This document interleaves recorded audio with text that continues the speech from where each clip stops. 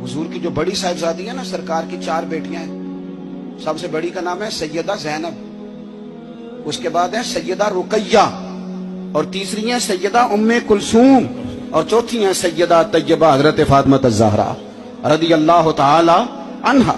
हजरत ज़ैनब आ रही थी मक्का मुकरमा से मदीना तैयबा, तो एक शख्स ने ना, काफिर ने उनको नेजा चुभोया घोड़े को, तो घोड़ा तेज भागा, सैयदा ज़ैनब गिर गई, पेट मुबारक में बच्चा था, वो बच्चा भी आपका इंतकाल कर गया। कुछ महीने आप बीमार रही और फिर आप विसाल कर गई। मेरे महबूब के सारे खानदान ने, सारे खानदान ने कुर्बानियां दी। सैयदा ज़ैनब उस जख्म की वजह से इंतकाल कर गई। वही बंदा नेजा मारने वाला फतेह मक्का के दिन चेहरे पे नकाब डाल के आ गया और हुजूर के सामने बैठ के कहने लगा, बहुत बड़ा दुश्मन भी आ जाओ तो माफ कर देते हो।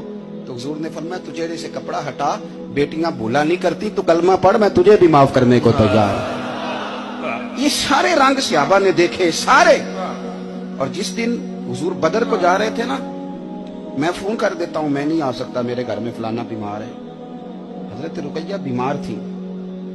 हुजूर बदर में जब जा रहे थे तो बेटी के सराहने खड़े थे, शहजादी तप रही थी, तो नबी पाक ने हजरत उस्मान को, दामाद को बुला के कहा, उस्मान 2 ही जा सकते हैं, ये मैं जा सकता हूँ, ये तू जा सकता है, मेरी बेटी, मेरी धी बीमार है। हजरत उस्मान ने गनी नहीं जा सके।